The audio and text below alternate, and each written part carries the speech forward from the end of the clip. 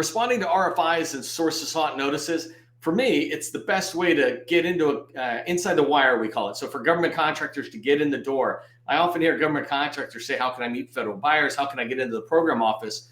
Well, literally the easiest way is to write a response to a source of sought or an RFI that catches the eye of the program office and and others in the federal buying or the federal agency, so they invite you in, right? And when you write that response, everybody who's in there is going to read it, and I'll talk more about that in a second.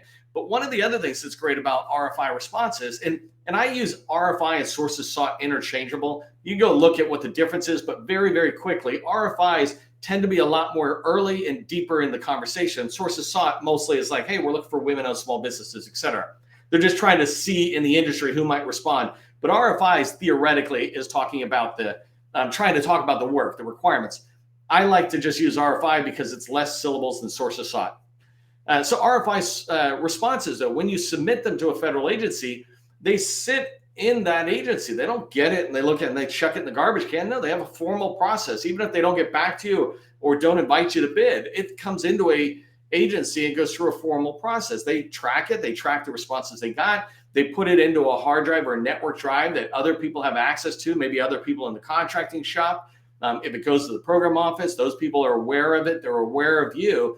And so sometimes those things can sit there for days, weeks, months, and years and come back and say, you know what, we were looking at this response you did a while ago, and we'd like to talk to you about it. It wasn't a fit for that other thing we had, but now it's a fit, right? And so don't think that RFI and sources sought responses that you send in are ignored, even though you might feel ignored, right? They're doing something with it. And some government buyers are more proactive with engaging industry than others. That's okay. When your response goes in, though, you are showcasing your expertise, and we'll talk more about that in a second.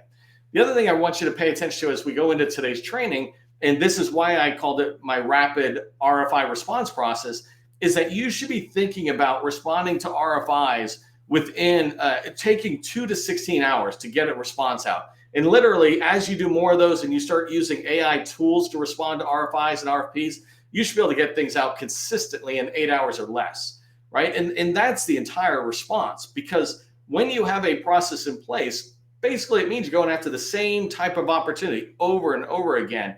And when you go after the same opportunities over and over again, and you have this ability to build reusable material, then you can respond obviously much faster. So that's what we're going to be diving into today, my rapid RFI response process for small business government contractors. Largest can go ahead and use it, but I'm not really here to train the largest. They got billions of dollars. They can pay me, right? But for you small businesses who perhaps don't have a process, I'm literally going to lay it out, right? And another day I might go way more in detail, but I got 30 minutes to give you my process, and I'm going to break it down into 4 sections. The first thing I want to talk to you about is how you can make sure that you don't miss any RFI or sources sought notice that's coming out. Or for the most part, hit 90% of them. There might be some that you just don't have access to, but if you have access to it, you should never miss it again. So I'm going to talk about that first. Then I'm going to talk about what do you do when you get all these RFI and sources sought notices coming out that you're tracking on. How do you triage those RFIs in order to focus your effort on the ones that are most likely to deliver the win? We're going to go after that.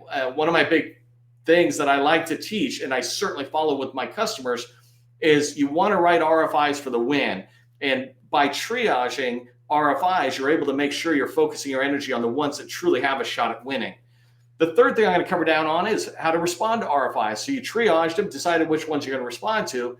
Now you want to respond to RFIs and get called back. I'm not going to sit there and talk about the paragraphs, right? That's a whole different, it's not even a training, really. That's me helping you write it.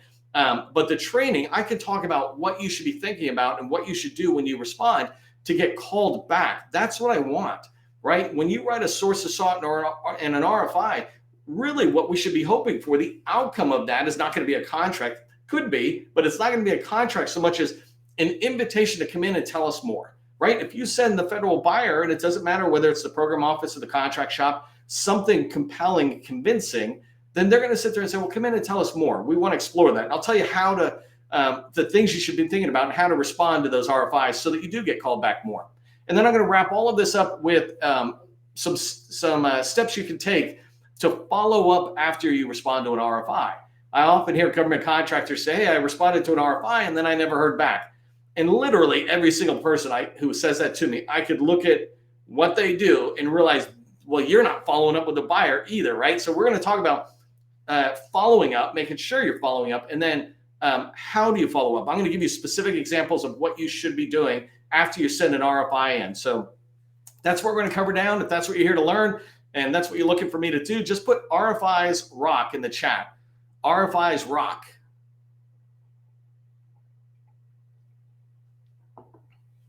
By the way, really quick before I move on, I won a ton of business with RFIs. That's why I say RFIs for the win.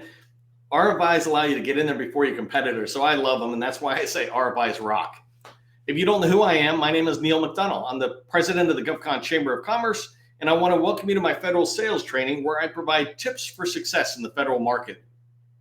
I spent 20 years in the federal market as a small business owner, and since 2018, I've been teaching people like you that government contracting is not a secret. It's just a process. When we follow a process, especially when you think about RFIs and RFI responses, they go from A to Z, and that process is going to lead to repeatable, predictable results. That's what you want from your RFIs. You don't want to just do it and be done with it. You want to see the results. You want to be able to predict the results that you get from your effort in the RFI. And so that's what I'm going to dive into in today's training. If you haven't already subscribed to my newsletter, the Government Contracting Success newsletter, go ahead and do that. We're almost at 14,000 subscribers. We put out good information that helps you with your government contracting activities. An example is today I just put out an article based on a training I did recently. And this article is about the three top, my favorite three FAR clauses. And these are FAR clauses that are truly to the benefit of small businesses. So there's all these FAR clauses that might be included, but these three are kind of unique. Well, I wrote an article, put it into the newsletter, and you get access to things like that, as well as strategy documents from the government and points of contact. So a lot of good information in there. Make sure you subscribe. The other thing is I want to say thank you to those of you who registered for training. We have well over 100 people who registered for the training, and I really appreciate that. It's a simple thank you to us to let us know that you're coming and you're interested in the training. But also when you do this, you have this ability to network with those people who also register. And so if I register for an event, I can go in and see everybody else who's registered and be able to decide whether I want to connect with them. And if they're coming to a government contracting training like this, there's probably a good chance that I want to connect with them. Last thing is just make sure you hit the bell notification underneath my banner on my LinkedIn profile. This way you get notified of everything that I'm putting out government contracting related and you don't miss something important. Okay, let's go ahead and get started with, I got 20 minutes and I'm going to talk about four main things here. Never miss another RFI or sources sought notice. I have actual separate training on some of these that you can go watch. But the first thing you want to do is get into SAM.gov and go in and search for RFIs. Create a saved search that you can come back to every single day. It'll take 5 minutes or less for you to do this. When you go into SAM the first time, what you want to be doing is going in there and searching for contracts, right? This training I did before will show you exactly how to do it. But basically, you're looking for contracts. The notice type is sources sought, which covers RFIs, and you just want to search for it. Oh, and the other thing is when the due date is out. So you want to look for anything that is a sources sought with the due date out in the future. When you do that, you'll be able to see all the current sources sought as of today. So you could do this literally today. Scroll through. Don't use keywords. Don't use NAICS codes. You might get 1,000 sources sought. But if you're trying to get $1 million or $5 million or $10 million out of the government, just scroll through. The reason I say this is sometimes the government doesn't put in sources sought, RFPs or whatever with the titles or descriptions you would think makes sense, or the NAICS codes. So just scroll through them all. It's called browsing. You do it, you put some music on and just go through. It'll take you an hour or 2 hours, but you do this once. And when you scroll through it, you've looked at all the RFIs. Now you can come back and take that same search, but change it and say any sources sought notice that's been modified in the last day.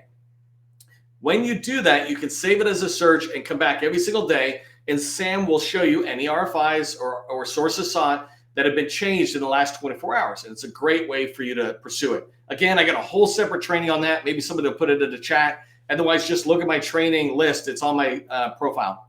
The second thing you want to do is go into GovWin. They have a similar type approach in here. And I'm just using I personally use GovWin, and I like it. But there's all sorts of tools out there, right? So go find any of the tools you're paying for currently. Don't go buy new tools, But if you're already paying for any of these subscription-based tools that alert you to notifications, set up a saved search for sources sought. SAM.gov is not going to have every RFI or every sources sought that drops. It's only going to have a portion of it. GovWin will have more. Some other tools might have others. But if you have a tool, make sure you go in and figure out how to do a saved search.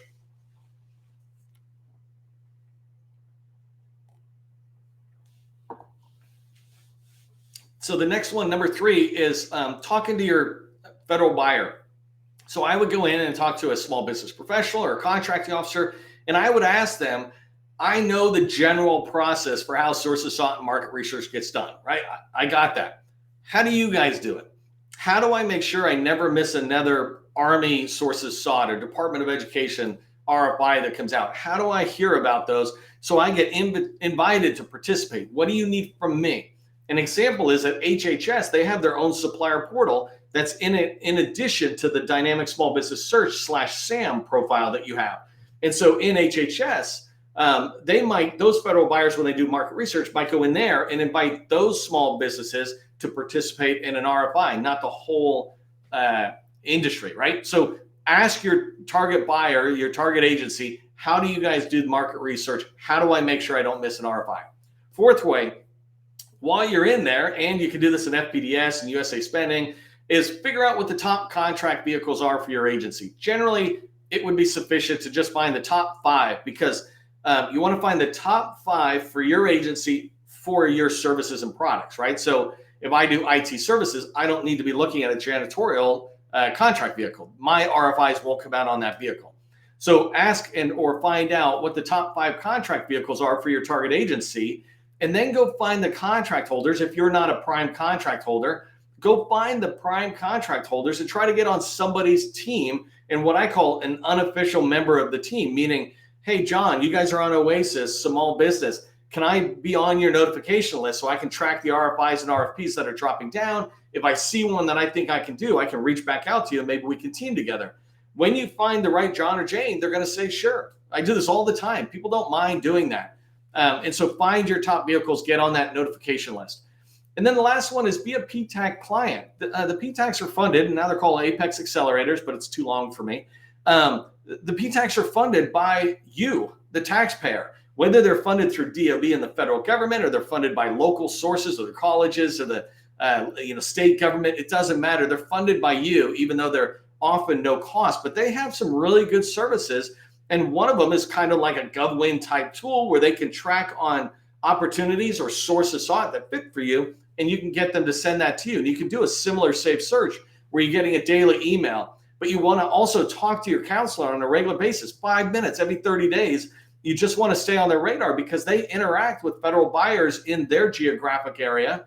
And sometimes they'll hear about it. I've often been contacted by SBA, by an agency, or by PTAC counselors who are saying, hey, we're trying to reach out and find hub zones. Do you know any who'd be interested? After I get over the fact that they should be looking at DSBS, I say, sure, I know these 10 here. But make sure you build a relationship and go in and become a client. Don't just casually know your PTAC. They are there for you. They want you to succeed. Help them help you. All right, so those are some ideas on how to never miss a sources sought. The next thing is how to triage RFIs. And so you're going to get a lot of RFIs coming in, and I want you to focus on the RFIs and sources sought that align most to your business. You see this red box, I say, don't respond just because you can. There's a lot of people out there, and I don't know if you're this way, but who just respond like mad to everything. Well, when you do that, there's no focus in your activity. There's no focus in your effort. And you really want to tighten that focus down because you increase the likelihood of winning. So here are just 4 steps that I take to triage opportunities. First thing I put here is by agency. I just make sure it's in the agency of my choice. An example is I might see things that are in my core competency, but they're in a different agency, and that's taking me away from the agencies I want to be in. For example, I got a customer whose primary agencies are Commerce and Army. Then that's where we want to be looking, constantly looking for sources sought and RFIs in there. I did put in, and then I took out, I'll just tell you, sometimes you could triage if they're looking for security clearances. I took it out because that's kind of a capture question. If somebody says you must have a TS clearance, for example, that's not necessarily so. You can go back to them if you've got data and evidence, you can go back and get them to change that to secret, or even no clearance needed at all, right? It doesn't make sense if you're actually physically touching stuff, but I did this with software development where they wanted me to have top secret clearance for like 20 developers. And I said, how about I have one developer with a clearance who's on site, everybody else develops it over here, and our code goes through an NSA scan, which it has to do anyways. And when the code is verified, then this person will deploy it into your environment. And they're like, oh my gosh, that saves us butts and seats. They don't have to have a space for them. Worked for everybody. Anyways, the second thing and the third thing kind of go together on triaging. I very quickly look at titles. And so if I go into SAM and I'm looking at a bunch of RFIs, I just scroll through the titles, and anyone that captures my mind, I just circle it really quick, whatever way you do that, right? And I go, that looks good enough for me to look at later, but I don't dig in. I don't even look at the description. I just keep going through. So if I got a bunch of something, I first go through the titles. Then I come back to the ones I circled and I look at the descriptions very fast, like 1 minute or less. I'm just trying to look at the basic description. Does it seem like it's aligning to what we do? And then the last thing I do is I try to align any tasks that they're describing. They might have a PWS or something. And so I'll look at that performance work statement or the scope of work and try to decide, do the task areas align to my core competencies? When you have that, then you triage it. And one of my rules about RFPs that go into your pipeline or RFIs like this is if you have to rationalize it, the answer is no. If you have to rationalize why this is so great for your company, then the answer is no. Get rid of it so you can go find the ones that truly are great for your company. So those are just some ideas on how to triage it. Let's dive into how to respond to RFIs. And I think this is kind of a big part of the meat. This first bullet, I probably should have put it at the bottom. I just didn't want it covered by my face on the screen. But I like this idea of submitting your RFI response early. If the response is due March 30th, then submit it March 20th or March 15th. Get in there. Like I said, you should be able to respond fairly quickly and have a good, compelling, convincing RFI response. Well, don't wait till the due date. Get it in early so that way, if the contracting officer or contract specialist is receiving it and passing it out, you're able to pass it downstream. Like, hey, instead of getting it all and then reading them all, maybe they're reading them as they go along. You can get in front of the program office in particular and begin to set the standards that all other responses are measured on. Like, I love taking an RFI response and saying, these are the things you need to watch out for. So then when any other response comes in their mind, they're like, I need to watch out for that thing, right? So submit your responses early. Second thing is, before you even respond to the RFI or submit questions or anything, the minute you see it, reach out to the points of contact and just say, hey, I wanted to express our interest and tell you our intent to respond. We will be responding. It's a marketing touch point. You just want to touch base with them. And by the way, don't even listen to anything that ever says we won't take a phone call or emails or any of that stuff. They will not sit there and put you on some bad list. And sometimes those comments are just left in there when they were like, oh, I don't care. Like, you can call us, right? You don't want to call and be and bug them, but reach out with a phone call first and then follow up with an email that says, we are just expressing our interest. They will actually appreciate the fact that you're letting them know. They might not respond, and it doesn't matter. You're on their radar. You're being polite and professional to give them a heads up that you're RSVPing to their party, if you will. Number 3, ask questions. And I say twice here. What I want you to do is, as soon as you get an RFI or source of sought, it gives you a chance to ask questions. If you got any questions, submit them. Figure out some questions and submit them. I hear people all the time talking about trying to hold back on some of their questions. Just hold back on the really proprietary type questions. But other questions you can ask, get the government thinking about what they're doing. They see you as part of the collaborative process. Don't ask questions that are in the RFI. Like, literally, don't go how many pages if it says it, right? What I'm looking for is, if you've got a technical type thing, have you thought about this instead of this? I just had a customer do an RFI response, and their RFI response is still not even due yet. So they already submitted it and asked questions. And in this case, the government answered the questions directly to them. I didn't even see them posted anywhere. And so sometimes that happens. But come up with really good questions that even before your RFI response is going in, you're having a dialogue with the government, even if it's basic dialogue, et cetera. They know that you're asking the right questions. You're demonstrating your subject matter expertise to the program office. If they're looking at it and having to answer the questions, they're like, I didn't even think about that. It's like, okay, that's what we're here to do. I'll give you a quick tip that I love. I did a while ago. Is this idea of, if you I did SharePoint, Microsoft SharePoint in my last company. And what I could say to a customer is, look, if SharePoint goes down, there's 5,000 companies that can help you bring it back up. But our difference is that we'll help you make sure it doesn't go down. We'll help you identify the possibilities of why it would go down and keep it from going down. Would you rather have it fixed or never go down, right? That kind of thing. And so you want to be demonstrating your expertise to the program office. All right, number 4, just address all aspects inside the RFI and the sources sought. Of course, they want that. And I call them ask. They're asking you for information. But even if you have to say no, if it's 10 pages, just use one page to say no to 3 tasks and use the rest of the pages for the 4 tasks that are your strengths. So just respond and say, hey, this task area, it's not a strength of ours. We'll work with a teammate, whatever. But make sure you're addressing in number 4, everything that's in there. That's a big deal. That's part of the compliance side of the business. Number 5, understand the agency you're going after. If an RFI or sources sought is coming down, a lot of us only see that opportunity. We don't understand that opportunity is actually a government requirement, and that requirement is part of a broader agency. What are the agency challenges and goals that might align to this government requirement that is coming out? Understand those and align your response to that.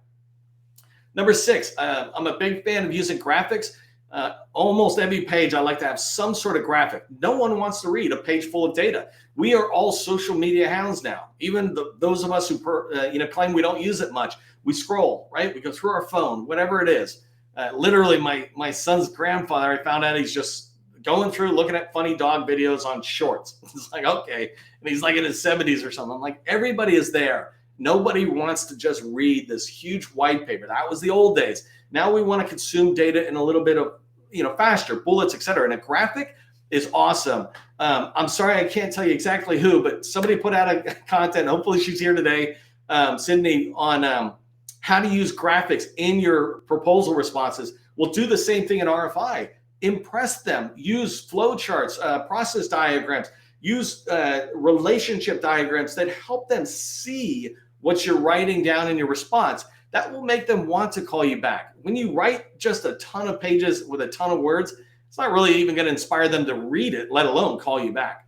Number 7, make suggestions that are, and number 8 can go together. Make suggestions and point out things that are missing. You missed this. We highly recommend you pay attention to this. Like one of the things that I would say in my SharePoint company that I had is, when you're doing development, before you do anything, you really want to make sure you do an assessment of all mission critical applications that are homegrown, because there's all these ones about, and then there's all these other ones. Well, the way we do it is this, this, and this, or something, right? And so I would lay it out.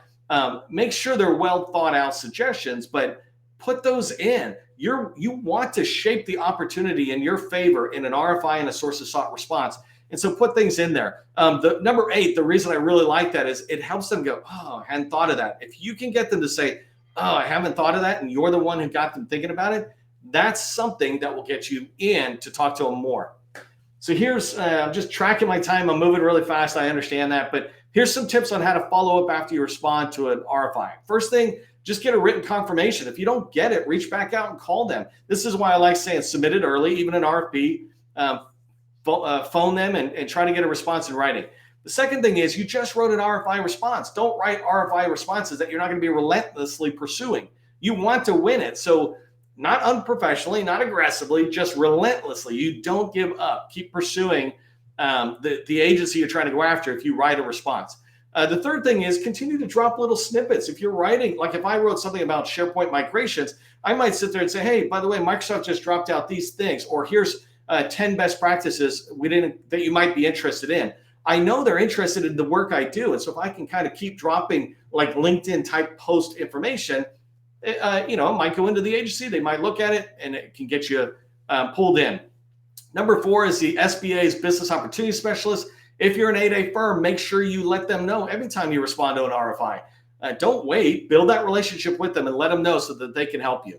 Number 5 is make sure you have a point of contact for the RFI program office, contract office, and small business office, because these are the people you're going to keep following up with. In all of those, number 6, you want to try to schedule an intro call. The RFI and the sources sought response is not the end. The government literally is in market research, so you want to try to get intro calls. Just remember, some will, some won't. No big deal, right? So 50% of the people will, but that's 50% that could lead to business.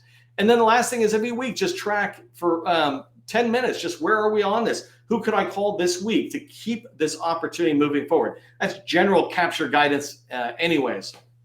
All right, so here's what I want you to remember from the training as I'm wrapping up. First thing is go watch a previous training. It was in this year recently where I teach about SAM and RFI and how to go in and set up saved searches, how to be able to see those RFIs and sources sought. So watch that training. The second thing is pick one RFI to respond to next week. Today's Friday, so to respond to next week. But figure out what you can go after and then begin to put these steps in place that I laid out. As you move forward and you follow a proven process on RFI and sources sought responses, you will find you're getting invited in to talk more. You will find that you're getting invited to bid more, and you'll find that you'll win some off of the RFI response alone. I'm a big fan of winning RFIs for the win, right? And I think you would be too. Okay, so I hope you found that valuable. If you're interested in my support, accelerating your company as you move forward on business development within federal agencies, we've got a BD Accelerator workshop for companies doing 1-2 million or more because it is an investment. But if you're interested in our help, you can do that. Otherwise, just keep watching the training. I put the how in there. For all of us, as we go into the end of our week, remember government contracting. It's not a secret. It's just a process. I'll see you in the next training.